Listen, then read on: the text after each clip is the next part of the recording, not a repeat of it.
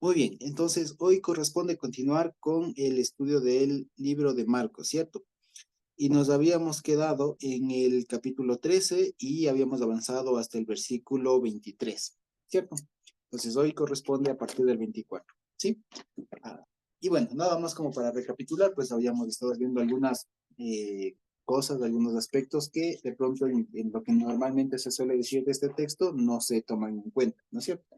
Especialmente, como siempre hemos recalcado, que no se trata de alguna especie de agenda, de itinerario que el Señor estaba dando y que menos aún remitía a estar pendientes de las noticias o de los hechos que pasen en el mundo, sino más bien que era un llamado muy fuerte hacia dentro de la congregación, dado que a partir de lo que estaba a punto de pasar, de la muerte, resurrección del Señor, la inoperancia del templo y demás, pues estaba a punto de cambiar todo lo que hasta ese momento era, por así decirlo, el paradigma del pueblo, ¿no es cierto?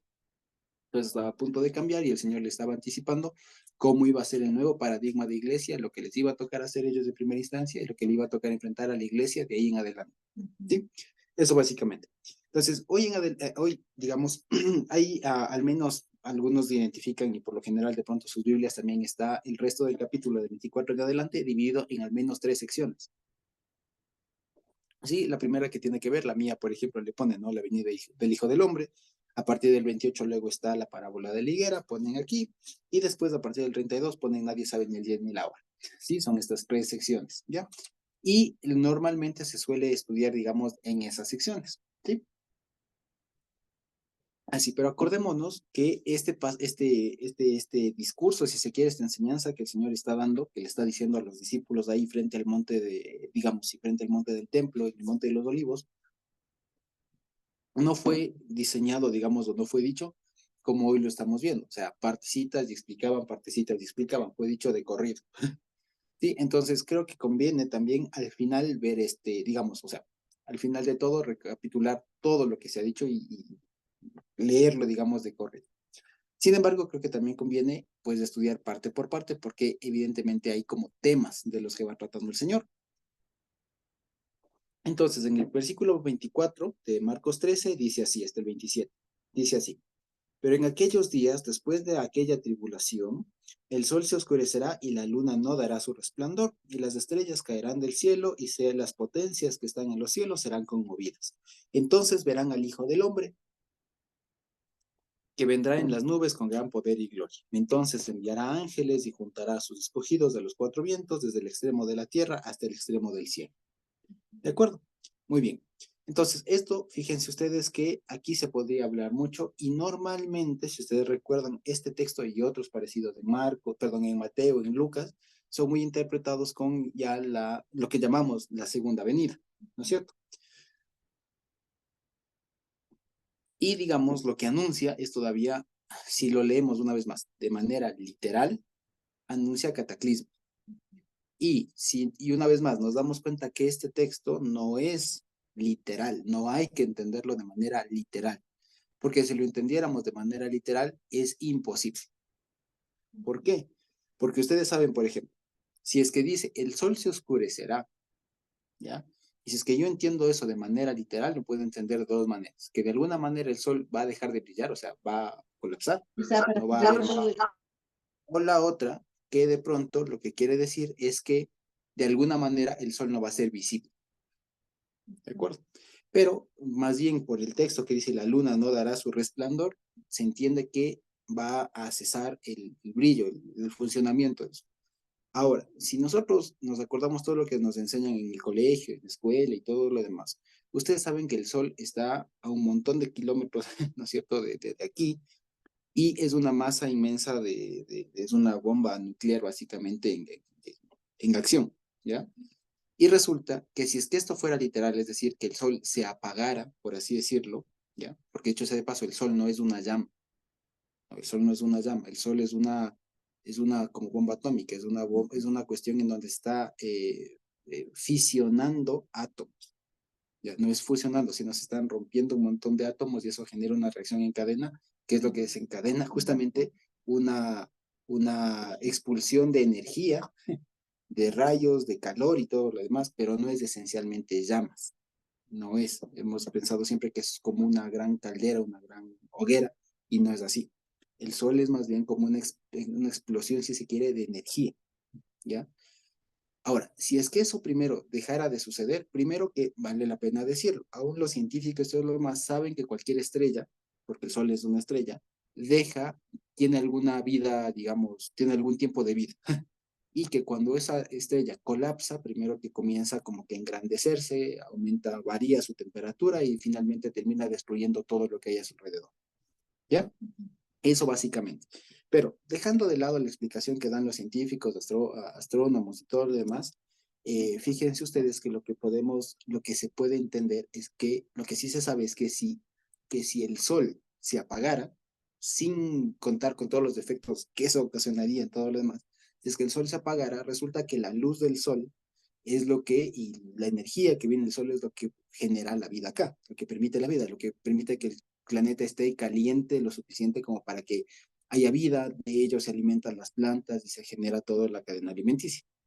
Entonces, si el Sol se apagara literalmente, tenemos al menos, según algunos cálculos que había visto ahí, no más de unos 8 días que vive la civilización.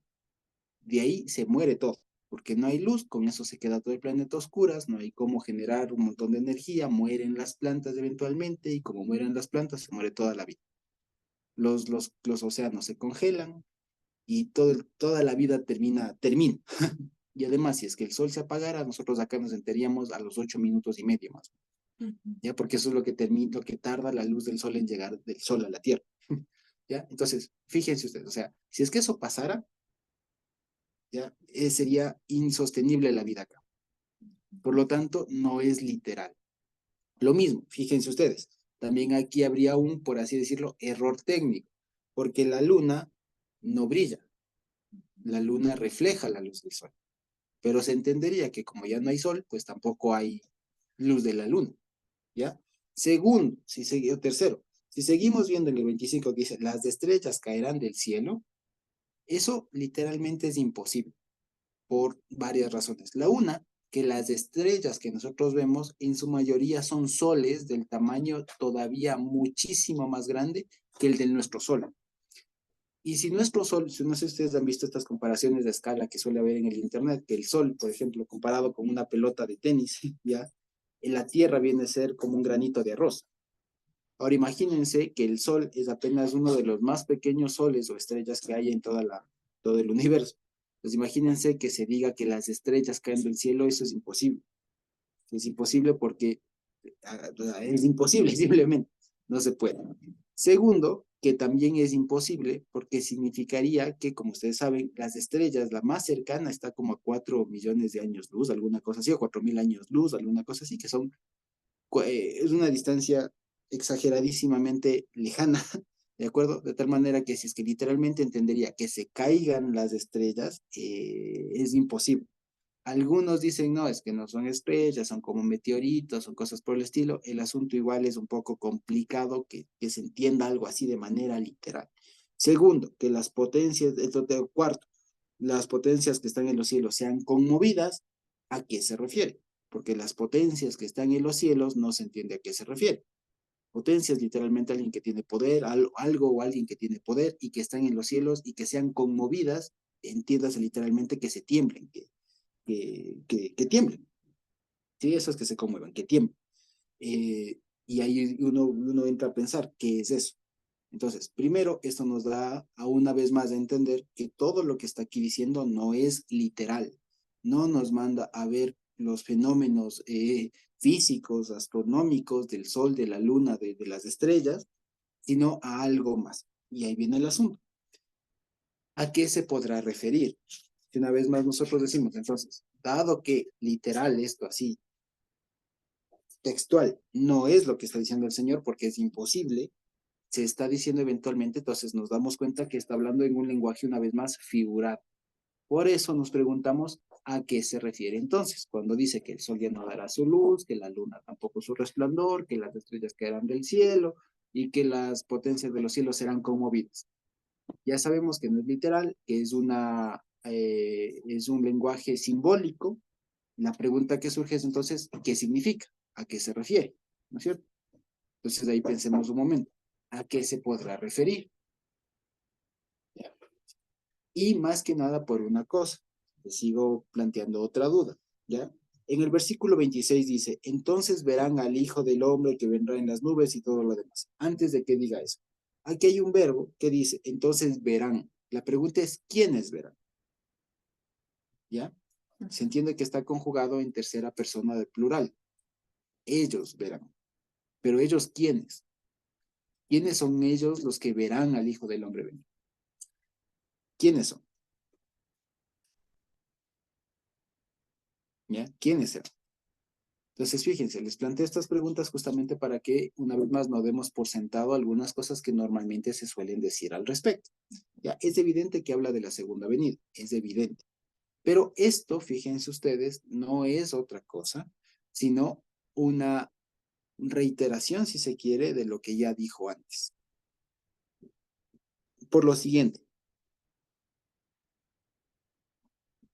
dice, fíjense ustedes, en los versículos pasados ya habló de lo que va a pasar cuando el templo se acabe, cuando el templo quede inoperante y cuando finalmente sea destruido, ya literalmente destruido y no quede piedra sobre piedra.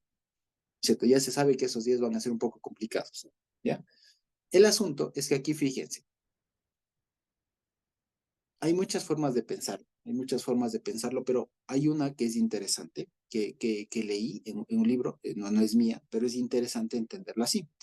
Muchos suelen decir que el sol, la luna son referencias o son simbolismos de autoridades, ¿no? Son simbolismos de autoridades, el sol, la luna, las estrellas son como que autoridades y más porque aquí dice potencias, tal, son entonces autoridades, ¿cierto? Son autoridades que de alguna manera van a dejar de cumplir su función, ¿ya? Y eso, fíjense ustedes que tiene sentido con lo que acabamos de leer antes, que el templo, pues todas esas cosas dejará de estar vigente, ¿no es cierto? Sería en ese sentido una reiteración. Pero encontré una forma diferente, porque fíjense ustedes, cuando aquí se está haciendo referencia a esto, si nos ponemos en términos bíblicos, una vez más, somos personas que hemos estudiado la Biblia, que nos hemos leído, como estas personas, los hermanos que estarían esto leyendo por primera vez, somos personas que crecieron leyendo la Torá y escuchando las porciones y todo lo demás, ¿ya? ¿A qué parte de la Biblia, voy a ser más específico, de la Torá, del Pentateuco, le suena este momento en donde no hay sol, no hay luna y no hay estrellas? ¿A qué momento se les ocurre? ¿A qué momento les suena? Exacto, al Génesis, ya lo dijo mi esposa. Al Antes Génesis. de la creación. Exactamente. Al principio de la creación, cuando no había todavía astros. Los astros, el sol, las estrellas, exactamente, se crean o se organizan, se hacen en el cuarto día. ¿De acuerdo? Entonces, fíjense ustedes, inconscientemente, digamos inconscientemente, de manera muy camuflada, muy simbolizada, lo que está diciendo el Señor es que vendrán días, o después de aquellos días de esto, como dicen, en aquellos días habrá un momento en donde la situación va a estar como antes, como en ese tiempo todavía de la creación. Es decir, ¿qué pasaba cuando estaba el Señor haciendo todavía el tema de la creación? ¿Qué había? Caos, en pocas palabras, La había tierra caos. estaba desordenada y vacía. Exactamente, estaba desconectada, había caos. Había caos, no se sabía dónde era arriba, no se sabía dónde era abajo. Había, en pocas palabras, caos. ¿No es cierto? Ahora fíjense ustedes. Y si queremos todavía rascarle un poquito más, cuando nos acordamos lo que está en Génesis, el objetivo de Dios poner el sol, la luna, las estrellas, podemos verle ahí que dice, para que sirvan de señales para días, meses, años y las estaciones o las citas, los moadim. Entonces, fíjense ustedes, si somos así, si lo vemos así, es más, leamos, ¿ya? Eso está en Génesis 1, creo que el 13 por ahí, ¿ya? En Génesis 1, en el día 4. Fíjense ustedes. Para Ahí está, en diferenciar el la día luz, 4, vean el 13. para diferenciar ¿Perdón? la luz, el día y la noche, los astros, las estrellas, la luna. No necesariamente, no, los astros tienen otra función. El Señor, en el primer día, lo que introdujo fue la luz, no necesariamente el sol ni los astros. Introdujo otra cosa. Eso fue en el día 1, ¿se acuerdan? ¿ya? Y llamó el día, a la luz llamó día y a las tinieblas noche, etc. En el día 4, que estamos en el versículo 13, fíjense ustedes, dice, en el día 14, perdón, 14, dice, dijo luego Dios, existan lumbreras, ¿no es cierto? Maorim, en la expansión de los cielos, o sea, en el espacio, básicamente, dice, para separar el día de la noche, o sea, ya, digamos, sí, como dice la hermana Dina, perdón, le asignó el rol, digamos, ya de ser foco, básicamente, ¿no es cierto? De separar el día de la noche, y dice, fíjense, y sirvan de señales para las estaciones, ponen ahí, para las citas, para las moadim, para las citas, para días y años, y sean por lumbreras en el espacio para alumbrar sobre la tierra. Y fue así. Entonces, fíjense, básicamente, explicando lo que decía, porque lo dijo bien nuestra hermana Dina, si bien en el versículo 3, digamos, de Génesis, el Señor introduce el concepto de la luz, se entiende que es el concepto no físico de la luz, sino divino de la luz, o sea, se metió Él aquí, se metió Dios mismo, porque Él es la luz, se metió aquí, a esta tierra, digamos, metió su presencia, por así decirlo, su intervención, intervino para meter orden en esto que estaba desorganizado, hecho un lío, hecho un caos. Ya, y finalmente, en el día 4, lo que hace es poner algunos astros, es lo que dice aquí, o sea, las estrellas, las lumbreras, para que, digamos, por así decirlo, les delegó, por así decirlo, ya les otorgó la capacidad de generar luz. Algo que aquí, en este universo, antes de este día, no había. Entonces, fíjense ustedes, si las lumbreras, o sea, sol, luna, estrellas, ¿ya? Están para el objetivo de distinguir entre sol y entre día y noche, o sea, entre lo que es de Dios y lo que no es, básicamente, que es lo mismo que decir, para diferenciar entre las citas, los días y los años, ¿no es cierto? Eh, Cuando eso no hay, ¿qué significa? Que volvemos a estar en caos sin saber dónde es de arriba, dónde es de abajo, qué año estamos, qué día es, qué cita es, o sea, es un desorden, ¿ya? O sea, más que nada se desorganizan los tiempos. ¿Ya? Básicamente es eso. Entonces, fíjense ustedes, lo que está diciendo acá el Señor es que después de aquello, después de esto, va a haber un momento en la historia en donde posiblemente los hermanos, la gente, la iglesia especialmente, no va a tener luz, ¿ya? O sea, no va a tener sol, luna, estrella, no va a tener algo que les permita diferenciar lo que el Señor dijo desde Génesis, ¿ya? Eso es lo que está diciendo en un término más simbólico, si se quiere, ¿ya? Lo vemos.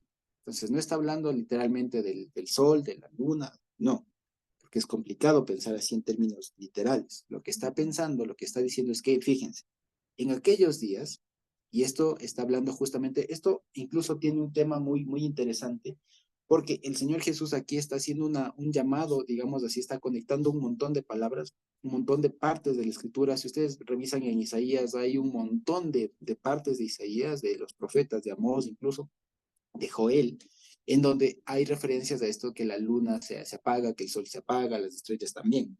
Ya hay varias referencias a eso. Pero antes de eso, esta parte de aquí dice, pero en aquellos días, suena mucho a estas, digamos, discursos, por así decirlo, discursos como despedidas, como a manera de testamento que daban a veces los patriarcas, especialmente Jacob, ya, que dicen aquellos días, les voy a decir lo que pasa, lo que acontecerá en aquellos días, ya, suena mucho a eso, ¿ya? Entonces, aquí una vez más les está diciendo no lo que va a pasar, por así decirlo, los años últimos antes de que se acabe todo. No, no está pensando en eso. Lo que el Señor está pensando, lo que está diciendo es, después de que pase lo que ya se va, lo que va a pasar, es decir, que no el fin del mundo, después de que pase esta pequeña tribulación, esta pequeña angustia, que iba a ser la muerte de él, la persecución que eventualmente iban a tener los cristianos, los hermanos en esa época, después de que pase eso, iba a venir un momento en donde el pueblo se iba a quedar o iba a haber una cuestión de que el sol no dé su luz, la luna no dé su luz, las estrellas tampoco, y las potencias del cielo tiempo. Esto, si lo vemos, fíjense ustedes, está muy conectado, o sea, más dicho, si lo vemos así solito, podemos dar un montón de interpretaciones. Ya sabemos que lo que está diciendo es que algo que debería cumplir su función ya no va a dar. ¿A qué le suena? De lo que ya hemos visto. Primero al templo. segundo, lo que nos dice, pero como nos está diciendo, después de esos días, ¿no es cierto? Lo que significa es que hay que ver después de aquel. Y el Señor antes, en los versículos pasados, de que vimos la semana pasada, ¿qué nos dijo que iban a venir? Falsos cristos y falsos maestros. Entonces, fíjense ustedes.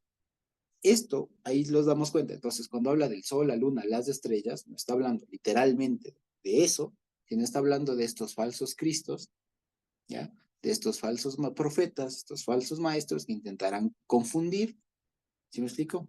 Y que por eso no tienen luz. Lo vemos. Por eso no tienen luz. Y por eso todas esas potencias de los cielos, entiéndase, todos estos falsos cristos, falsos profetas, terminan temblando. ¿Ya? Para que veamos. Entonces, lo que está diciendo es básicamente, después de aquel tiempo se van a levantar un montón de gente, pero que tendrán fama de sol, de luna, de estrellas, ya, de potencias, pero que no van a tener su función, no van a alumbrar. Exacto, van a estar en tinieblas. ¿Se entiende? Van a estar en tinieblas, van a estar en caos y van a generar caos. Van a generar confusión, van a estar un día antes van a estar en ese momento como de la creación donde no se sabía qué era dónde, dónde era cada cosa, ¿ya? Eso es lo que le está diciendo. Y dice, fíjense, a estas personas son las que le dice, entonces de ellos verán. Si lo vemos en el 26. Entonces, ellos verán al Hijo del Hombre que vendrá en las nubes con gran poder y gloria. ¿Por qué? Porque esto es una contraposición, es un contraste. O sea, el Hijo del Hombre es un contraste, es lo contrario a el sol, la luna, las estrellas que no dan su sol, que no dan su luz, que no brillan, que no cumplen su función, que no tienen luz en sí mismos. Viene el otro, que es el que tiene el poder y la gloria, si se quiere, o sea, lo propio, y dice, entonces, el tema de que verán es del asunto de que ellos van a ir recién darse cuenta de cómo era la cosa, básicamente, que ellos estaban en el error, ¿de acuerdo? Y lo que dice es, cuando pase esto, digamos, ustedes tienen que estar seguros, como dice acá, que entonces enviará sus ángeles y juntará a sus escogidos de los cuatro vientos, y aquí viene una cosa interesante, ¿ya? Que aquí también es algo, digamos, que debe entenderse de la siguiente manera. Fíjense ustedes, dice, desde el extremo de la tierra hasta el extremo del cielo. Pregunta, si lo entiendo eso literal, ¿cómo puede ser posible que Dios recoja cuando Él venga desde el extremo de la tierra hasta el extremo del cielo?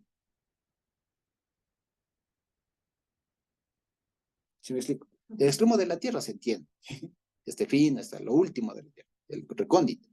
Pero, ¿y el extremo del cielo? Si lo tomo una vez literal, y significaría que habría gente viviendo en la atmósfera. ¿Me explico? Para que recoja gente del cielo. ¿Me explico? Pero evidentemente no. Porque no hay gente viviendo en la atmósfera. Tal vez los que están en la Estación Espacial Internacional, pero eso habría que ver si es que son todos hijos de Dios. Entonces, por ahí no va la cosa. Entonces, ¿a qué se refiere? Entonces, una forma de entender es que desde el extremo de la tierra significa los que estén vivos, y hasta el extremo del cielo los que no estén vivos. Básicamente. ¿Ya? Entonces, fíjense, lo que quiere decir, otra vez le está diciendo, después de que pasen esto, después de que a mí me maten, yo resucite, les persiguen y todo lo demás, ustedes van a darse cuenta que van a estar en un contexto en el que se va a levantar un montón de caos. Pero no se preocupen, eso tiene su fin.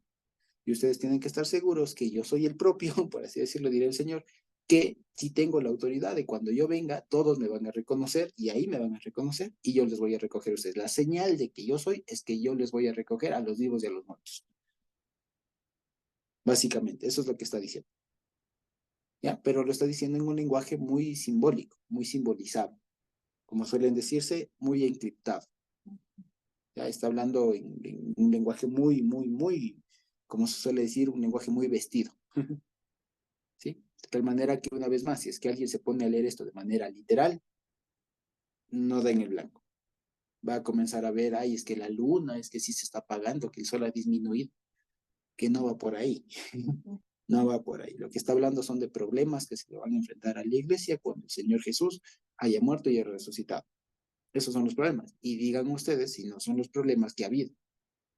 En la semana pasada nomás recordábamos que llama la atención que ya los últimos libros de la Biblia, del Nuevo Testamento, Judas, Pedro, ya, Apocalipsis mismo, que son los últimos que se escriben, son un fuerte llamado de atención a que la iglesia haga distinción entre los falsos maestros y los que sí son, que no se deje engañar por enseñanzas que ya había en la época, ¿ya?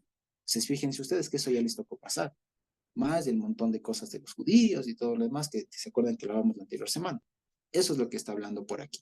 Entonces, no pensemos que es una cosa que de pronto nos toque ya pasar, porque normalmente también he visto que, por ejemplo, cuando se lee los versículos pasados de esto de guerras, rumores de guerras, a uno le da la intención de que ya mismo, ya, cualquier rato, ¿ya? Pero cuando uno lee esto de que los astros del sol, la luna y no sé qué, resulta que uno como que a veces como que la mente humana se relaja porque dice, ahí está el sol, ahí está la luna, y para que eso se apague son millones de años según la ciencia.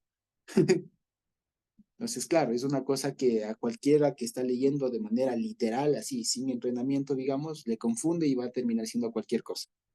Lo que aquí el Señor Jesús está haciendo es un lenguaje, es un lenguaje muy técnico, si se quiere, para que cualquier persona, para que no cualquier persona que lea esto entienda.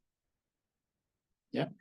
Eso básicamente. Entonces le está diciendo lo que habíamos visto. Vale la pena decir, todo lo que el Señor Jesús va a decir más adelante también tiene un montón de referencias y está inspirado en mucho de Isaías, de los profetas, básicamente, que anuncian un momento ya, entre comillas, lo que han sido siempre entendidos como el final de los tiempos. Pero el final ya como ese tiempo, esos años o días o semanas previas, así inmediatamente previas a que venga el juicio. Ya como que esos años, semanas, décadas, no sé, esos últimos, ¿no? Esos son de los que habla. Y no, lo que tenemos que entender es que el Señor está hablando que esto va a pasar, hay una constante que iba a pasar desde que Él muera, resucite, hasta que Él regrese. Por eso el final llamado de todos es velad. Velen, ¿ya? Sí, sí lo vemos. Entonces, no pensemos que este mensaje, una vez más, por eso les digo, hago mucho énfasis en esto, no pensemos que esto es literal, que esto es así, o que habla solo de esos últimos 5, 10, 20, 15 años antes de que venga el juicio. No, no habla de eso. Habla de una condición y de una, digamos, de unas circunstancias que van a ser constantes, ¿ya? Desde que el Señor Jesús muere, resucita, hasta que Él regresa. Todo ese periodo de tiempo va a estar marcado o va a ser muy característico encontrar este tipo de cosas. Y díganme ustedes si no, ¿ya? Una de las mayores preocupaciones que siempre debe tener la iglesia y ha tenido es que la doctrina, la enseñanza se mantenga pura, intacta, que no se mezcle con cosas del mundo, de la época, de la moda, lo que sea, que no se mezcle. Y eso es lo que ha estado el Señor aquí diciendo. ¿Ya? Porque entre otras razones, de aquí lo que se venía es que se disperse el evangelio y ahí había que tener mucho cuidado, mucho control de que no se hagan, entre otras cosas, los famosos sincretismos o mezclas de costumbres, que mezclar los cultos de dioses, como lo que les pasó en el tiempo de los jueces. Entonces, lo que se intentaba era que no pase eso, en pocas palabras, ¿ya? Ahora, siguiendo, dice, fíjense, en el 28, de la higuera aprendan la parábola, ¿ya? Ahora, acá es un poco complicado que nosotros ahora entendamos la parábola o esta enseñanza, este ejemplo de la higuera. Porque por un lado, posiblemente tal vez no todos hayamos visto una higuera. Y segundo, estamos en la mitad del mundo y nosotros especialmente en el Ecuador, en donde los ciclos son diferentes al pueblo o a la tierra de Israel en donde estaba hablando el Señor Jesús. Debo decir, la higuera es una planta, digamos, un poco convencional, porque florece en primavera, pero da el fruto en verano, ¿ya? Así que aquí ya se sabe más o menos de las fechas. Entonces, fíjense, dice, aprendan de la higuera la parábola, ¿no? La enseñanza, si ustedes quieren. Y dice, cuando ya su rama o su ramaje está tierno, está verde, dice, y brotan las hojas, saben que el verano está cerca, ¿ya? Saben que el verano está cerca. Entonces, fíjense, esto está hablando y fíjense que hay mucho lenguaje también vestido ahí. ¿Por qué? Porque el higo, la higuera, florece, o sea, reverdece, por así decirlo, en primavera. Ahora, pregúntense una vez más. Ahorita, en esta época, en esta sazón, estaban en primavera. estaban en primavera, estaban llegando a Pesa, a Pascua, o sea, estaban como nosotros ahorita hace 3 meses, hace 2 meses, ya por ahí. Estaban ellos en la sazón. Y era fácil para el momento que cualquier persona vea una higuera, como primitivamente hace unos días lo vieron ellos, ¿no es cierto? Que le maldijo y todo lo más, ya que maldijo entre comillas, ¿cierto? Había higueras. La higuera en este momento cuando el Señor Jesús estaba hablando, era fácil encontrarse una higuera y iba a encontrar una higuera verde, una higuera que estaba recién floreciendo, ¿ya? Y esto, por ejemplo, llama mucho la atención porque hay varias referencias y muchas enseñanzas respecto de la higuera por parte de algunos rabinos de la época o más o menos contemporáneos. Entre algunos de ellos decían o asemejaban mucho el tema de la higuera con el juicio final, precisamente. Y parece ser que se inspiran en alguna parte en estas palabras del Señor. Por lo siguiente, dice, cuando ya su ramaje está tierno y brotan las hojas, saben que el verano está cerca. ¿Ya? ¿Por qué? Porque como les decía, la higuera da fruto en verano. No en primavera, no en otoño, no en otro lado, sino da en verano. ¿Ya? O sea, ahorita todavía estaría verde, por así decirlo, la higuera en tierra de Israel, y estaría a punto de 1 mes o 2 meses de que sea realmente ya el verano seco, y ahí comienza la higuera a dar fruto. Es una planta al revés, digamos. Entonces, desde ahí, fíjense ustedes que ya el Señor Jesús rompe inconsciente, digamos inconscientemente, rompe aún entre líneas la expectativa humana. ¿Por qué? Porque se sirve de una planta que no sigue el ciclo normal. ¿Sí me explico? Porque nosotros por lo general esperamos o se espera que se coseche para primavera, que se siembre en otoño y se coseche para primavera. ¿Me explico? Que es lo general, digamos lo común. Pero esta es una planta que comienza a dar fruto en verano. O sea, donde está seco, donde no llueve, donde no hay agua, ahí da fruto. Entonces es una planta poco convencional que rompe el esquema. Lo que desde ya nos quiere decir es, estén atentos porque esto es algo poco convencional. Esto no va a ser como lo que uno piense. Esto va a ser, es más, es contrario a toda lógica. ¿Ya? ¿Sí? Porque nosotros pensaríamos en cualquier planta, el mejor momento para florecer es cuando está lloviendo, el mejor momento para producir y todo eso es cuando llueve. Ninguna planta estaría, ninguno de nosotros diría, no, aquí el mejor momento para que una planta florezca de fruto o dé fruto ya es en verano, cuando no llueve, cuando hay un solazo, cuando son las condiciones más adversas, nadie se imagina eso. Pues lo mismo, desde ahí tomé el ejemplo de la higuera, una planta poco convencional que no sigue la norma de otras plantas, ¿ya? Y segundo, dice, y sigo diciendo segundo, dice, y brotan las hojas, ¿no es cierto? Saben que el verano está cerca. Y aquí vale la pena decirlo, la palabra verano, ¿ya? Es también, se usaba mucho también como sinónimo o como seña de la cosecha. ¿Sí? Entonces el verano está cerca. Entonces dice, fíjense, cuando así también ustedes, cuando vean que suceden estas cosas, conozcan que está cerca a las puertas. ¿De acuerdo? Entonces, una vez más, aquí hay lenguaje que de pronto nosotros ya sabemos. Y si yo leo esto literalmente y lo leo como cualquier persona leería, diría, ok, entonces tengo que estar esperando que haya guerras, que haya persecuciones, que haya un caos total, que no haya literalmente sol ni luna, y diga, cuando pase esto, todavía está cerca. O sea, como que me estaría diciendo, y todavía falta. Me explico. Y no es así. Si lo entendemos como recordemos ¿no? de las anteriores semanas, o sea, un lenguaje simbólico y todo lo demás, resulta que lo que está aquí diciendo es, cuando ustedes vean estas cosas, dice, sepan, conozcan, ¿no es cierto?, que está cerca a las puertas. ¿Qué es estar cerca? Nosotros pensamos cerca en términos de distancia, ¿cierto? Podemos medir en cuántos milímetros, cuántos metros cerca, ¿ya? Y no, la palabra cerca, o karov en hebreo especialmente, al tiene tiempo. el significado, no tiempo, tiene el Ah, significado más allá de distancia o de lejanía, ¿ya? De distancia, tiene el significado de que está determinado, que es inamovible, que está fijo. Eso significa que está cerca. Por eso es que cuando en el Evangelio Pablo dice, y la venida del Señor está cerca, muchos le achacan y le dicen, Pablo pensaba que ya mismo se acababa el mundo. y no pasó, y miren, han pasado 1000 años, y él pensaba que estaba cerca, y él decía que estaba cerca, se equivocó.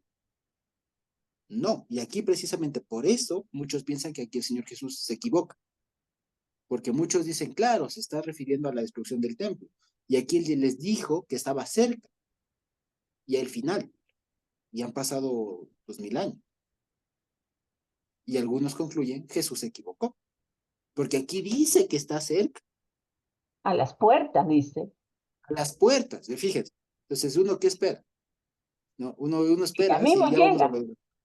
Exacto, ya mismo, o sea, es cuestión de minutos, de segundos. Sí, pues así se entiende.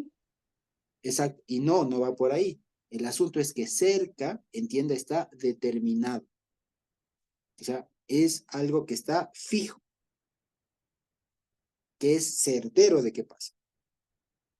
¿Ya? Por eso es que cuando la venida del Señor está cerca, eso quiere decir que pasa porque pasa. No es que depende de algo. Entonces, cuando aquí le podemos leer de otra manera.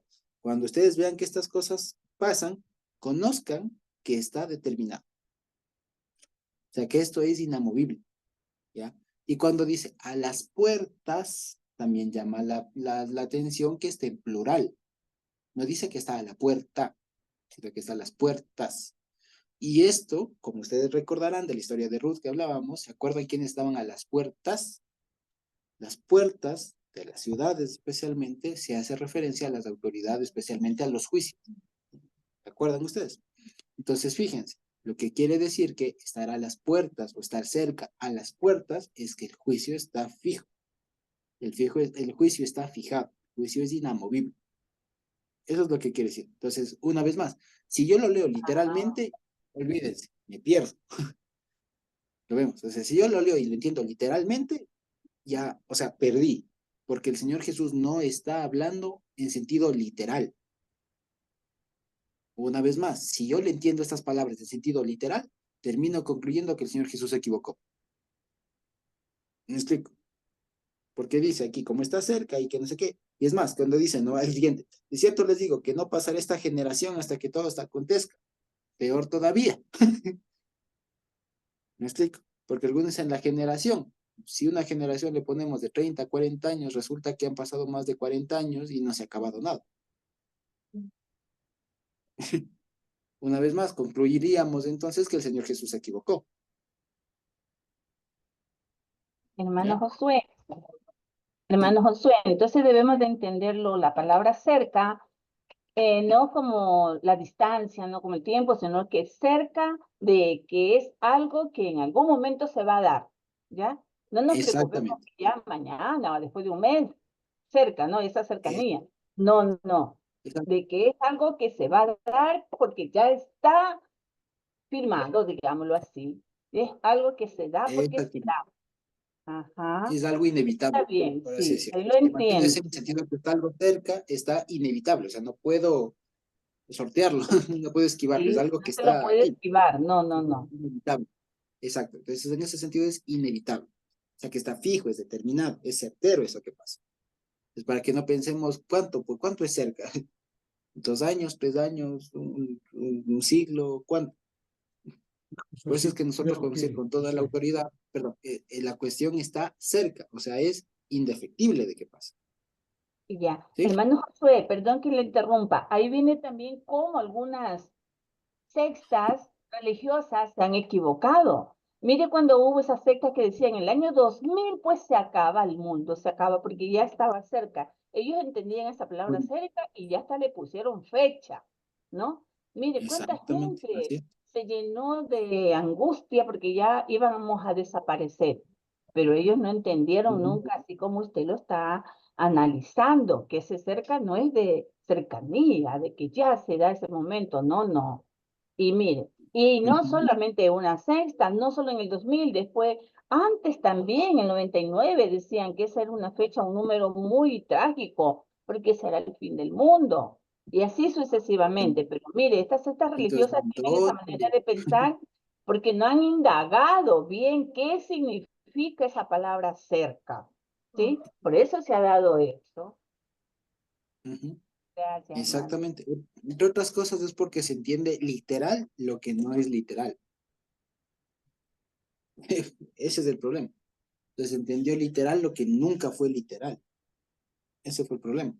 Porque entre otras razones, mucha gente antes de comenzó a intentar darle solución a algo que literalmente no tiene sentido.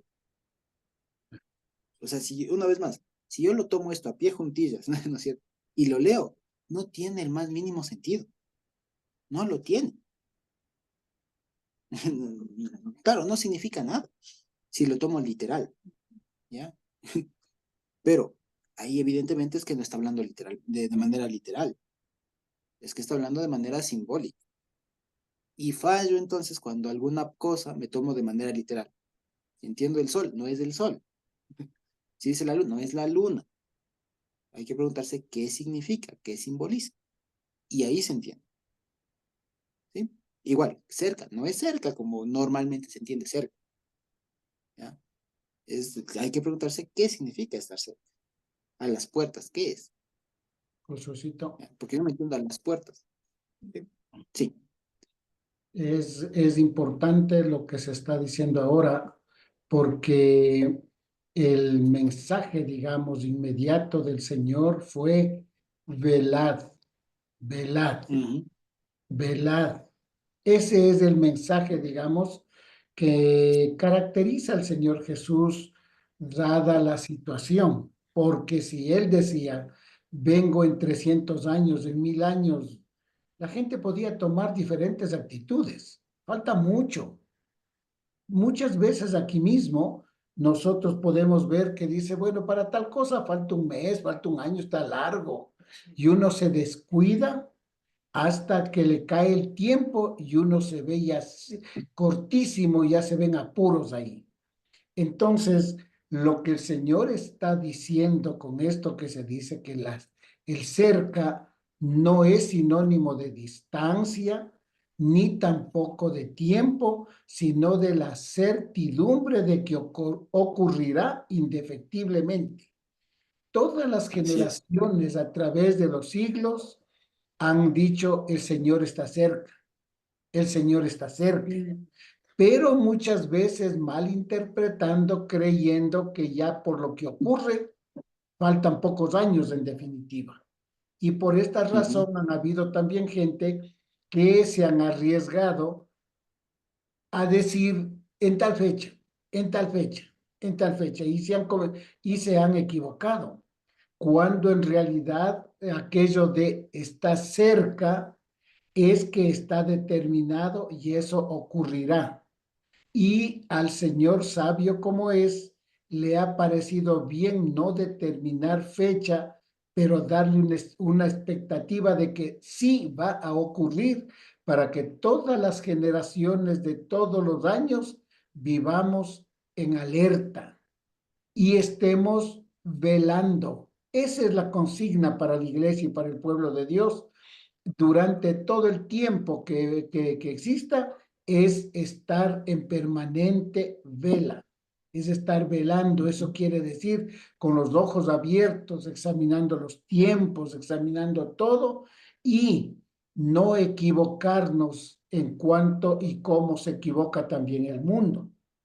Por otro lado, si es verdad que los términos que se utilizan no son literales, sino simbólicos, el Señor mismo nos dice a nosotros, ustedes son la luz del mundo.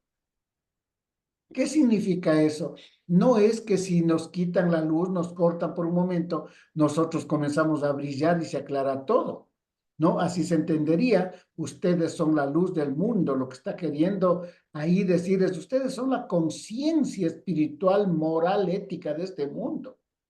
Ustedes son esa luz que ilumina las tinieblas que tiene este mundo, el mundo de sombras que el diablo ha puesto. Nosotros somos esas lumbreras que venimos a alumbrar precisamente para desterrar toda esa cadena de sombras que toda la vida se han cernido sobre la humanidad. Entonces me Ujú. parece bien aquello de hablar de cerca y hablar como un mensaje para que la iglesia nunca adoptemos una posición conformista, sino más bien una posición de espera. de estar alertas, de saber que cualquier rato puede ocurrir, y ahí viene el término, velad y orad. Ese es el mensaje para la iglesia actual. Y lo fue para todos. Exactamente. Ujú. Así es. Y eso es lo que, y eso es lo que concluye diciendo en el 37. O sea, adelantémonos al final, dice, ¿no? Y lo que a vosotros digo, digo a todos, velen, ¿ya? Y una vez más, ya nos vamos a dar cuenta que no es velar en sentido literal, porque velar significa no dormir. Pero imagínense lo que significaría una persona darle la orden de aquí en adelante no te duermas. O sea, evidentemente no está hablando de trasnocharse constantemente, de no dormir. No, lo que está hablando es de estar atento, de no descuidarse, como nosotros decimos ahora, ¿no? De no dormirse en los laureles. Es eso, o sea, evidentemente son usos del lenguaje, ¿cierto? O sea, vele, ¿ya? Entonces, fíjense, volviendo al 30 para que veamos cómo se entiende entonces esto, ¿no? De que de ciertos digo, o sea, ahí dice, amén les digo, que no pasará esta, y aquí pone generación, ¿ya? Antes de darle la palabra al nuestro hermano Eugenio, antes de entender esto de no pasará esta generación, hay muchas formas de entender, ¿ya? La primera es que evidentemente no se habla de generación como nosotros lo entenderíamos, del tiempo en el que una cierta camada, por así decirlo, de personas vive, ¿no? Que son 30, 40 años, etcétera. No se estaba refiriendo a eso, porque si una vez más lo entendemos de manera literal, resulta que terminaríamos diciendo que el Señor Jesús mintió o se equivocó, porque pasó esa generación, ya se murieron todos los de esa generación y el mundo no se acabó, o sea, no vino el fin. ¿Me explico? Entonces, no, la forma de entender la palabra generación es la siguiente, como la era humana, ¿ya? ¿Por qué? Porque la palabra generación traduce, entre otras, a la palabra dor en hebreo, ¿ya? Y dor es generación en el sentido incluso como la edad humana, la época humana. Entonces, es como decir, no pasará esta edad, por así decirlo, esta época de la humanidad, ¿se entiende? Hasta que todo esto acontezca. Lo que quiere decir es que no dejará de haber seres humanos, básicamente, o sea, la vida va a seguir hasta que todo esto pase. Entonces, el éxito está, una vez más, no en entender generación literal, sino en entenderle cómo significa. ¿Sí? Básicamente eso. Eugenita. Y diciendo lo que dice el hermano, también me hace recordar de las 10 vírgenes, la parábola de las 10 Ujú. vírgenes, que debemos de estar llena nuestra lámpara con aceite para que cuando llegue el novio no tengamos esa luz. Eso. Sí. Exactamente. Ese es el mensaje, Eugenita, exactamente. Entonces, el mensaje, fíjense ustedes, no es el estar atento de que ya se pelee Rusia con X, que se pelee Estados Unidos con tal, que haya bombas aquí, que haya bombas acá, que se peleen porque el precio del banano subió, que el petróleo bajó, que la luna se puso de este color, que el sol no sé cómo, que la radiación, que la capa de ozono. No va por ahí. ¿Ya? O sea, y si nos ponemos a preocuparnos, si nos preocupamos, mejor dicho, más por esas cosas, olvídense, o sea, estamos fuera de foco, ¿ya? O sea, no va por ahí. O sea, por así decirlo, si más atención les paramos a los noticieros, a reportajes, a artículos científicos de la realidad del planeta, de la temperatura, que es que, olvídense que no va por ahí, no va por ahí. Lo que el Señor Jesús está dando mensajes a su iglesia, no está dando un reporte del clima, no está dando un reporte político, económico, meteorológico, no. Lo que el Señor está diciendo es lo que se le viene a la realidad a la iglesia, pueblo, y que va a ser complicado, ya que no es una cosa fácil, digamos así. ¿Ya? A Pablo le tocó pararse duro, a Pedro le tocó pararse duro, a Juan le tocó pararse duro, ¿ya? Para que la gente no se confunda, para que no se malinterprete la palabra, para que la gente no esté en tinieblas. Ya, eso le toca y nos toca también a nosotros, fíjense. Ahora el Señor bendito Dios nos permite estar aquí conversando así, pero vayan a ver ustedes la cantidad de interpretaciones, de prácticas y de un montón de cosas que hay. Y es nuestra labor estar lo suficientemente preparados para saber decir no al montón de cosas que pueden haber, que hay y que seguirán habiendo hasta que el Señor venga. ¿Sí? Y fíjense, por eso aquí hay una cosa en el 31 que es algo bien interesante. En el 31 dice, el cielo y la tierra pasarán, pero mis palabras no pasarán. Cuando ustedes buscan o buscamos el paralelo a este versículo en Mateo, resulta que habla esta frase de el cielo y tierra pasarán, ya, pero mis palabras no pasarán. Aquí componen mis palabras. En Mateo dice, está haciendo referencia a las palabras de la Torá. Entonces aquí fíjense ustedes que es algo muy interesante, muy hermoso, que Marcos no tenga vergüenza, por así decirlo, que las palabras del Señor son las mismas, entre líneas, que las palabras mismísimas de la Torá. O sea, este es un versículo hermosísimo para darnos cuenta que Marcos lo entendió y las personas de ese momento entendieron que el Señor Jesús era el mismísimo Dios, que es el único que puede decir, aquí se acaba todo menos lo que yo digo. ¿Me explico? ¿Ya? Entonces, fíjense, ese es un versículo hermosísimo que con el comparado de Marcos, de Mateo, perdón, de Lucas, se entiende que en el contexto de Marcos y de Lucas está hablando de la Torá. Las palabras de la ley no pasarán, dice, pero aquí dice él, dice el Señor, mis palabras. Y eso ya les digo, es un versículo chiquito, ¿no es cierto? Pero que nos enseña mucho. Y lo que nos está diciendo es, en el fondo, el Señor Jesús es el mismísimo Dios. Y es más fácil que se acabe todo antes que algo de lo que Él haya dicho no se cumpla. ¿Sí? Entonces es bien interesante ver ese trasfondo. Si seguimos ahora, en el 32, fíjense, dice, ¿no? Pero de aquel día y de la hora nadie sabe, ni aun los ángeles que están en el cielo, ni el Hijo, sino el Padre. Y ahora, este versículo también ha sido uno de los que más dolores de cabeza ha dado a medio mundo, ¿ya? Porque aquí parecería que se está hablando de una división o de alguna partición en el concepto de Dios, ¿ya? Porque aquí dicen, no, nadie sabe ese día, ni el Hijo, dice. Dicen, ni los ángeles, ni el Hijo, sino el Padre. Entonces, cualquier persona que lea una vez más de manera literal, se va a dar cuenta y va a decir, aquí clarito está diciendo que hay Padre e Hijo. Al menos hay dos. No dice Espíritu Santo, pero al menos hay dos, Padre y Hijo. Y es más, está diciendo que el Hijo de alguna manera es inferior al Padre, porque no sabe. ¿Nos damos cuenta? Hay muchas versiones, hay muchos textos antiguos de todo lo demás que intentan arreglar este problema, porque es un problema, ¿no? Y lo que hacen es omitir la parte el Hijo. Y ellos leen algunos textos, leen, ni aun los ángeles que están en el cielo, sino el Padre. Y se salta. Y con eso se arregla el problema, ¿no es cierto? Pero resulta que es una cosa que no es sostenible porque hay muchos otros textos que igual, o sea, antiguos pergaminos, antiguos todo lo más, que sostienen y tienen esta frase, ni el Hijo, ¿ya? O sea, que esa es una frase que sí es del texto, o sea, no hay como tacharlo. O sea, no es de estos casos que uno dice se arregla porque no, eso está añadido. Este no es un caso de esos. Aquí sí pone ni el Hijo. Y una vez más, preguntémonos una cosa. Ustedes saben, y aquí vale la pena recordar un poco de historia. Ustedes saben que en un principio, aquí cuando en los primeros cristianos, los primeros hermanos, no había el concepto de Trinidad. No había esto de la doctrina, como le llaman ahora, de la Trinidad o no sé qué. Eso viene mucho tiempo después, viene por el año 500 o 400 después de Cristo, con el famoso credo de Nicea, año 425, si no estoy mal, después de Cristo. Ahí se incluye en el credo, famoso credo niceno, porque que ahí habla precisamente del Padre Hijo, que es el famoso credo apostólico.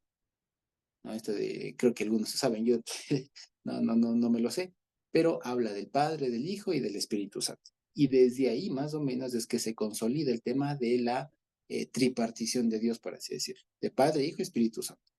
Pero hasta ese momento había mucho debate, especialmente en la Iglesia Católica. Y ojo que eso es un debate solo de la Iglesia Católica. Pero 400 años atrás no había eso. No había este tema de Padre, Hijo, Espíritu Santo, ni de que son dos, que son tres. No había eso. Así que cuando uno intenta entender la Trinidad o cualquier cosa a partir de ese texto es anacrónico. ¿Por qué? Porque es algo que a la época no había. Es una doctrina muy posterior. Es como pensar que, por así decirlo, que, como dice aquí en la Biblia, los carros del faraón, pensar que estaba utilizando un Aveo o un Volkswagen, ¿me explico? No, evidentemente se habla de carrozas, ¿ya? O sea, es otra cosa. Es anacrónico, o sea, meter un elemento que no corresponde al tiempo, ¿ya? Eso es anacrónico. Entonces, si aquí yo pienso que está hablando de la Trinidad o cualquier cosa, es anacrónico porque ese pensamiento fue bastante posterior. En esta época no había Trinidad, no había trinitarismo ni nada de esas cosas, no había. Y tampoco binitaria ni nada, o sea, no había una partición de Dios, no había, eso fue mucho después, ¿ya? Es más, eso se dio ya cuando, entre otros, los agnósticos comenzaron a entender que era Cristo y todo lo demás, y comenzaron a meter sus enseñanzas chuecas, ¿ya? Ahí comenzaron a decir que Jesús era menos, que no sé qué, que el Cristo y una cosa así media rara. Pero al momento que está pasando esto, al momento que está pasando esto, que el Señor Jesús está pronunciando esto, y al momento que los hermanos están leyendo por primera vez esto que se está escribiendo y demás, no había esos conceptos de dividir a Dios en dos, en tres, en cuatro. No, no había. Se entendía, como lo habíamos visto hace un tiempo, en virtud de atributos, de características. Y aquí hay que entenderlo y se soluciona así sencillamente. Cuando aquí dice, ni los ángeles, ni el Hijo, sino el Padre, hay que entenderlo una vez más, hay que preguntarnos qué significa el Hijo y qué significa el Padre. ¿Ya? Y fíjense aquí que es interesante, porque aquí el Hijo evidentemente está en contraposición o es un contraste con el Padre, solo pensando en palabras. ¿Ya? Entre otras palabras, porque el Hijo no sabe lo que sí sabe el Padre. ¿Ya? Y aquí viene una cosa, ¿ya? Una vez más, si pensamos en cuestión de, primero, en un sentido gramatical, no dice, fíjense, el Hijo del Hombre. No está hablando, no es el Hijo de Dios, ¿ya? Está hablando en un término que es bastante genérico, el Hijo. Y otro término genérico, el Padre. Si nosotros pensamos eso en términos literales, una vez más, nos complicamos la vida porque tendríamos que, una vez más, organizar una explicación en la que existe una parte de Dios, al menos que se llama el Padre, y otra que es el Hijo, y una complicación ahí. Entonces, una vez más, lo que se entiende es que esto está hablando a personas que ya están instruidas en la palabra, como nosotros, y que pueden entender. Cuando se habla, y aquí una vez más, vamos a lo que significan las palabras.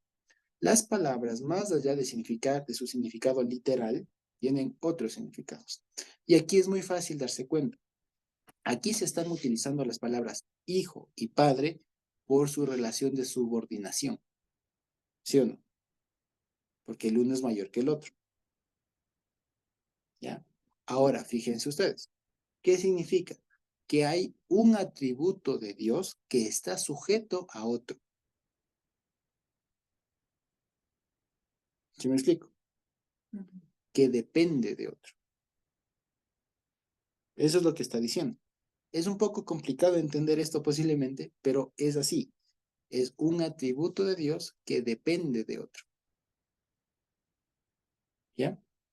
¿En qué sentido? El Padre vendría siendo, básicamente, la fuente, como decir, la plenitud de la deidad, así de manera sencilla, que de eso es la fuente de lo que dependen muchas otras atribuciones, muchas otras características de Dios.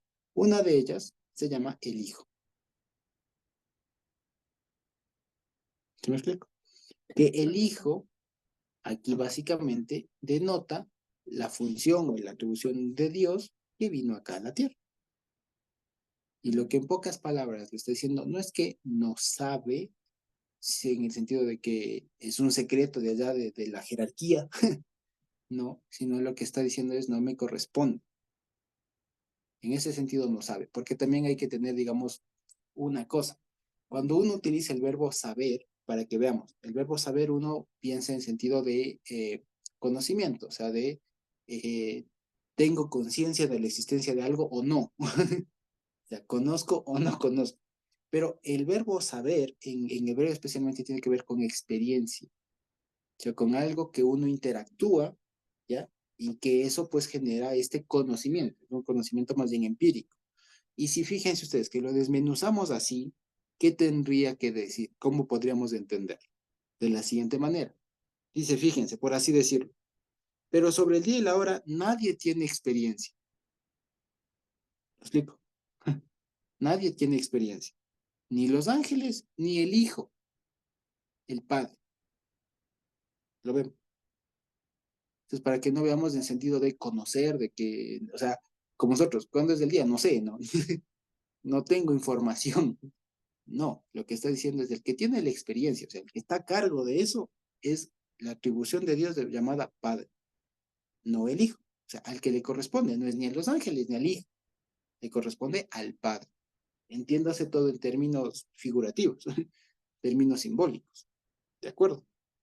¿Sí? Para que no pensemos una vez que clarito dice Padre, Hijo, y ahí está. No, porque incluso, ya les digo, este versículo fue un tema, fue uno de los que les dio muchos dolores de cabeza a los denominados padres de la iglesia, porque aquí, especialmente para sostener, fíjense ustedes, el tema de la Trinidad, les rompió la cabeza, porque aquí se estaría diciendo, entre otras cosas, la Trinidad sostiene que Padre, Hijo, Espíritu Santo son Dios y ninguno es mayor que el otro, todos son iguales y no sé cómo. ¿Cierto? Resulta que aquí es un versículo en el que se diría que el Hijo es inferior que el Padre. Si se dan cuenta, y eso rompe con el concepto mismo de la Trinidad, porque el concepto de la Trinidad y otras particiones, o particiones en general, lo que intentan decir es que Dios se divide de alguna manera en personas, pero ninguno es más que el otro. Eso es básicamente lo básico de la Trinidad, ninguno es más que el otro. De eso depende todo, pero aquí en este versículo se está diciendo que el Hijo es menor porque no sabe algo que el otro sí. ¿Me explico? Entonces, para que veamos una vez más que no se debe entender literalmente, y que más bien se debe entender en cuestiones de funciones. ¿A quién le compete el tema del día y la hora? No le compete a los ángeles, no le compete al Hijo. El Hijo no vino aquí a eso, pues él en algún otro lado dice, yo no he venido aquí a juzgar, yo he venido a dar mi vida. Eso es en este sentido, no sé. O sea, no me toca. Ahorita mismo no me toca. Eso es lo que está diciendo, para que no pensemos una vez más que dos, que tres, que no sé qué, que el uno es más que el otro. No, no, no. Lo que está diciendo es, ahorita a mí no me corresponde eso. Y eso no es función de los ángeles, ni ahorita de mí, del Hijo, sino del Padre. O sea, cuando Dios venga en su plenitud. Eso en pocas palabras. ¿Sí? Entonces, dice, por lo tanto, dice, en pocas palabras, y lo que nosotros nos está diciendo es, por último, o sea, hace un razonamiento ahí, ¿no? ¿Qué diría? Y si ni a los ángeles les corresponde, mucho menos a ustedes.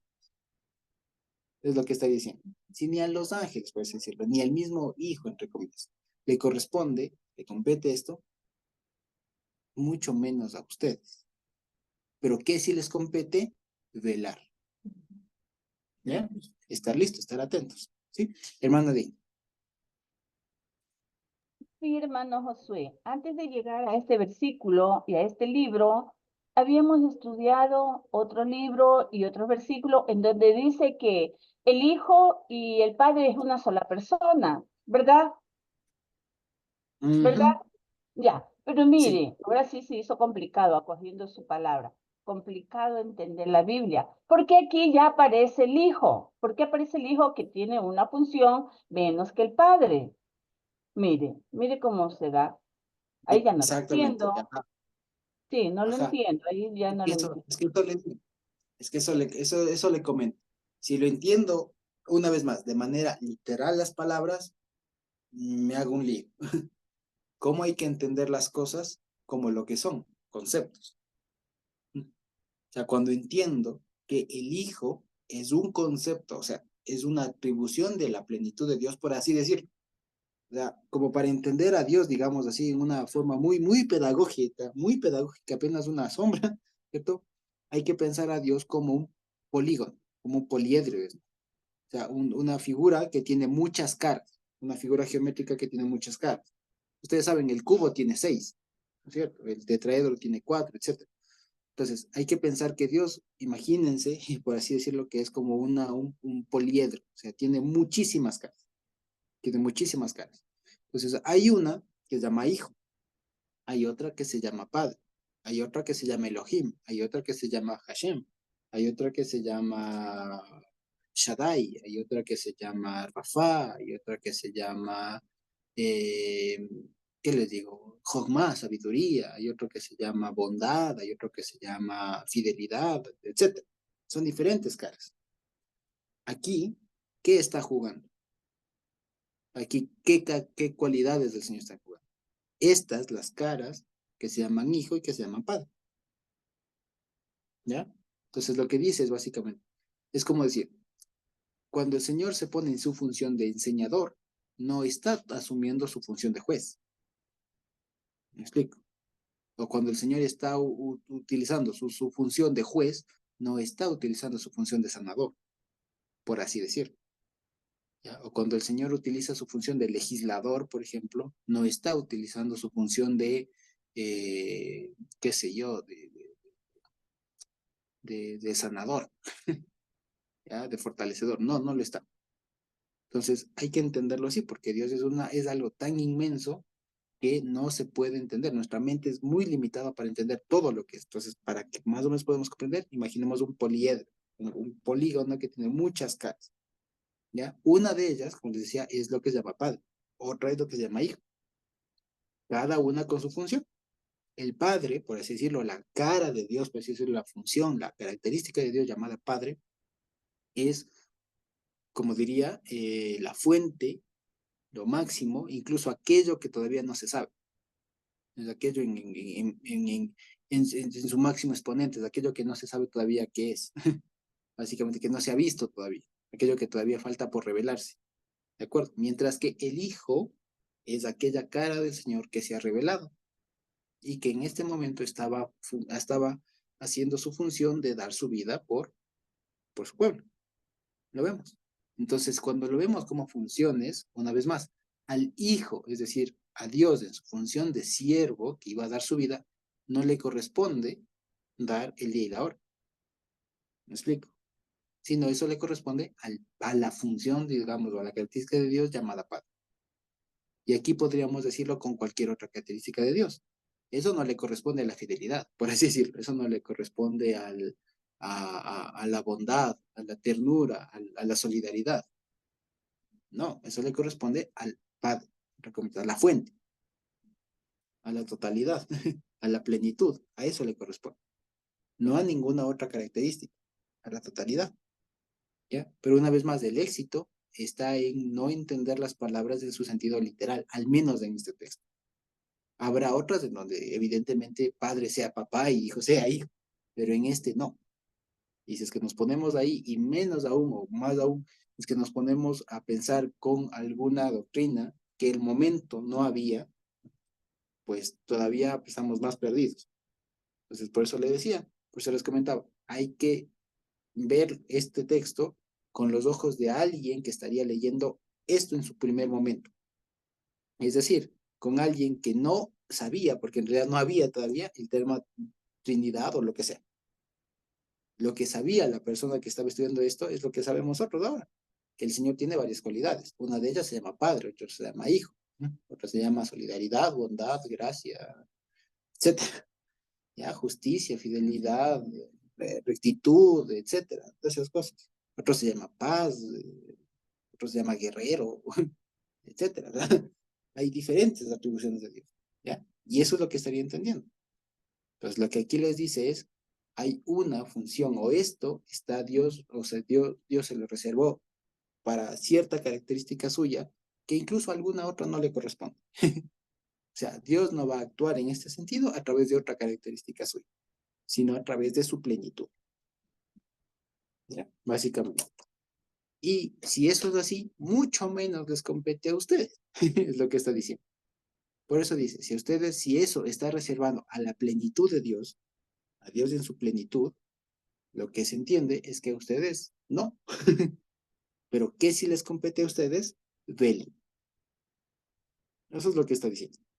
¿Sí? No sé si ahí fui un poco más claro.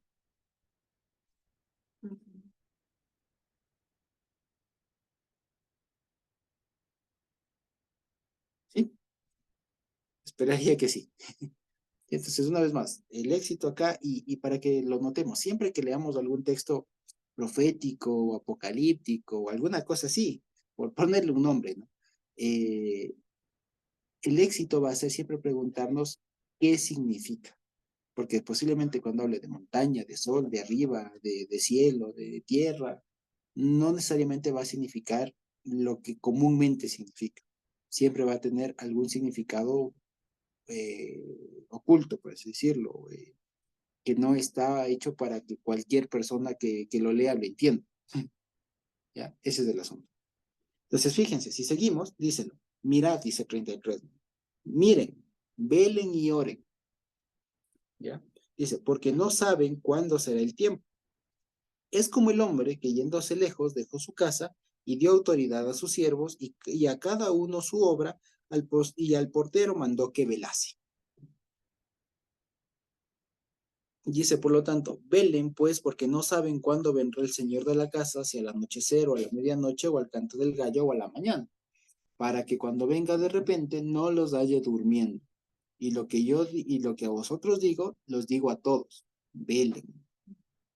Entonces, una vez más, fíjense que está hablando una vez más de lenguaje figurado, lenguaje simbólico, porque una vez más, como les decía, si yo entiendo esto de manera literal, nos estaría mandando a no dormir nunca.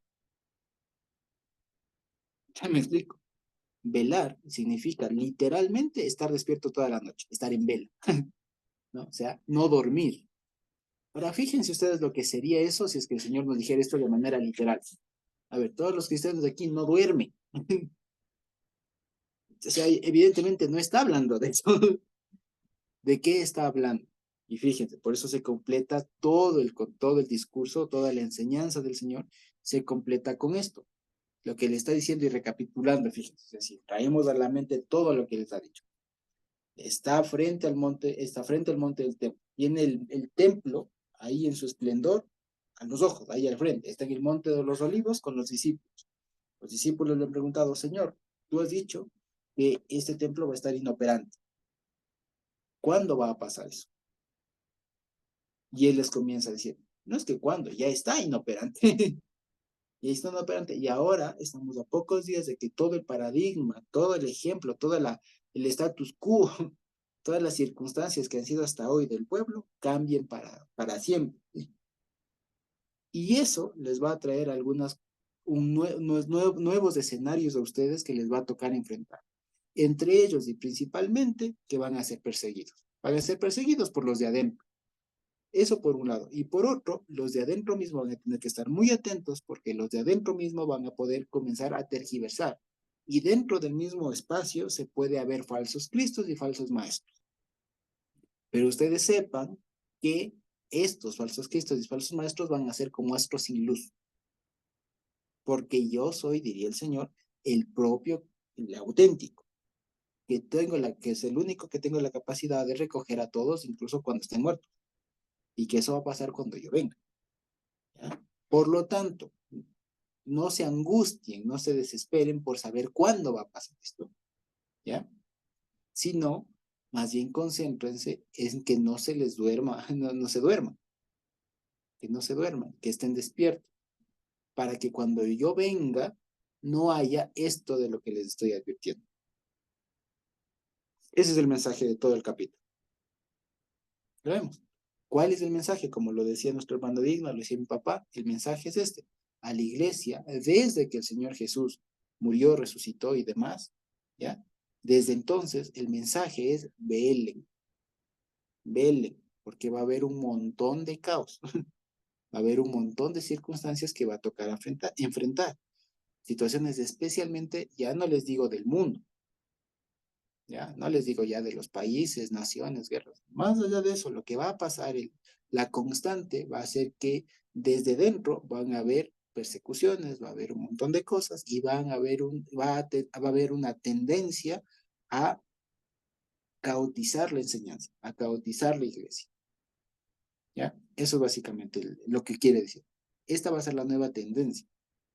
Ya, la nueva tendencia, lo que siempre va a ser, lo que va a ser más característico, la circunstancia más recurrente, va a ser que dentro de la iglesia va a comenzar a haber caos. Por algunos que se creen Cristos, por otros que se creen falsos, que son profetas, pero son falsos.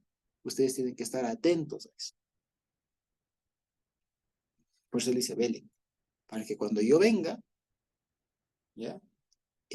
no encuentre eso, y les encuentre, como dice aquí, cada uno haciendo lo que fue mandado a hacer. ¿Ya? Eso básicamente. Entonces, fíjense, y vale la pena decir, cuando aquí el Señor está hablando de que a cada uno le dio una labor, normalmente uno piensa en términos de congregación. O sea, yo que seré, no sé, diácono, eh, mujer, qué sé yo, como los términos que hay ahora, ¿no?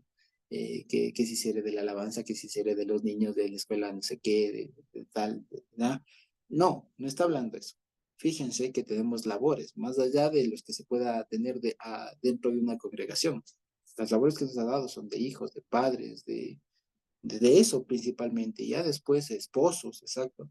Y después ya vienen las labores como cristianos, como hermanos, quiero decir, o sea, ya si es que alguien nos pone como para, si es que el Señor nos pone, quiero decir, para enseñar, para aconsejar, para consolar, para ayudar económicamente, lo que sea, hay que saberlo cumplir, pero principalmente el otro, principalmente el otro.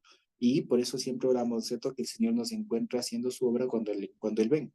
Porque si no, fíjense ustedes, a veces a mí de niño me despertaba la duda, como decía, no, no sea que el Señor les encuentre durmiendo.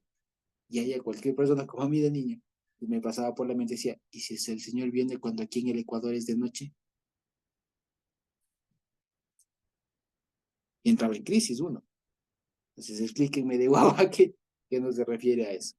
¿Ya? Entonces evidentemente no se refiere que, híjole, o sea, por si acaso, duerma menos. No, no, lo que está diciendo es en el contexto, en el seno, en el interior de una iglesia, de una congregación, cuiden de que se levante falsos cristos, falsos maestros, falsas cosas. Que eso va a ser lo que más va a abundar ahora. Y vamos a ver, y vean ustedes si es que no es así. Basta, ya les digo, para muestra un montón, basta con que ustedes pongan en Google o en YouTube, pongan eh, Marcos 13 explicación, o Marcos 13 prédica, o Marcos 13 significado, alguna cosa así, y van a ver la cantidad de cosas que les sale y vayan ustedes a saber cuánto de eso será realmente sano, limpio, puro, por así decirlo. La mayoría parecería que no va por ese lado. ¿Ya? Entonces, fíjense, ese es el asunto. Y podríamos hablar un montón de los males que aquejan a la iglesia de este tipo de cosas, pero creo que es infructuoso aquello de decir, a veces esto, creo que no, creo que lo importante es saber que, bendito Dios, estamos en donde debemos estar y que más allá de eso tenemos Dios nos ha concedido una buena formación para poder enfrentar lo que venga y poder detectar falsos maestros, falsos cristos que quieran caotizar la congregación y que sepamos con argumentos bíblicos poder decir no, vaya nomás fuera. Si es que en algún momento, como decíamos, se encuentra alguna cosa así o alguna cosa, hacerlas de correr, porque es que eso ahí está listo para caer como Sodoma cualquier rato, para ser destruido. ¿Sí? Eso básicamente. Entonces, fíjense, esta es una forma de poder entender este capítulo 13 de Marcos, que es como que siempre está rodeado como una obra de misticismo, de así, de intriga, como de, no sé, incluso hasta de morbo, ¿no? De cuándo ya es el fin y las guerras y no sé qué. Y especialmente a nosotros siempre tenemos, y crecimos nosotros, ¿no? Eso, yo desde chiquito me acuerdo en la iglesia siempre que se hablaba de estas cosas, del apocalipsis, del ya mismo, y cualquier cosa, miren, ya explotó tal guerra aquí y en acá, y no sé qué, y dice rumores y rumores de guerra, ya miren. No, no va por ahí. ¿Ya? Una vez más, eso va a pasar, ha pasado, y la atención nuestra no debe estar hacia afuera, sino hacia adentro. ¿Ya? Es lo que siempre les digo, y eso a veces se ve mucho en los hogares, y es lo que incluso el mismo Señor Jesús lo dijo. Antes de que estés viendo la pajita, los detalles, antes de que estés viendo los detalles en el mundo afuera, concéntrate en que no hay una viga adentro. Eso es lo que está diciendo acá, antes de que se estén concentrando que literalmente en las estrellas, en las guerras, no sé qué, no sé cuánto, vean, concéntrense de que adentro estén bien, estén en orden, ¿ya? Porque acuérdense, como dice al final, el Señor dio potestad, o sea, dio autoridad a algunos hermanos, a algunas personas, para que, y a todos, digamos, para que desenvolvamos las actividades que nos ha dado, como esposos, esposas, padres, hijos, etcétera. Y ya en la congregación, maestros, lo que pone, ¿no? Pastores, evangelistas, etcétera. que hagan la tarea que el Señor nos ha encomendado y que no nos descuidemos que en ese actuar, pues no nos vayamos a desviar o estar aceptando o admitiendo o tolerando alguna cosa que no debería. Y ya, eso básicamente es el mensaje. Fíjense que si entendiéndole se vuelve mucho más práctico, más vivencial.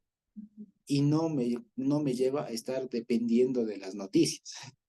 No me lleva a estar dependiendo de los institutos geofísicos o alguna cosa así. ¿No? Me lleva a depender de la palabra y de estar haciendo constantemente una auditoría, por así decirlo, de lo que está pasando dentro del hogar primeramente, de la congregación, etc. A tener una perspectiva, como diríamos hoy, muy crítica, pero puertas adentro. ¿Sí? Eso básicamente. ¿Sí? Eso. Y con ello, fíjense ustedes, 22 días hemos terminado el capítulo 13 de Marcos. Dios mediante la siguiente, fíjense ustedes, ya viene el capítulo 14, pues ya estamos a 3 capítulos, fíjense ustedes, de terminar el libro, que ya comienza con todos los últimos días, si se quiere, del Señor aquí, antes de que él de su vida y después resucite. Sí, va todo el tema de cómo se van aliando ya las fuerzas en este mundo para hacer un juicio injusto, y bueno, después ya la Pascua, la cena, el juicio y todo lo demás. ¿Sí? Entonces ya lo vamos a estar viendo esto a partir de la siguiente semana. Quizá tenemos alguna pregunta por ahí, y si no, podríamos ir terminando por ahí.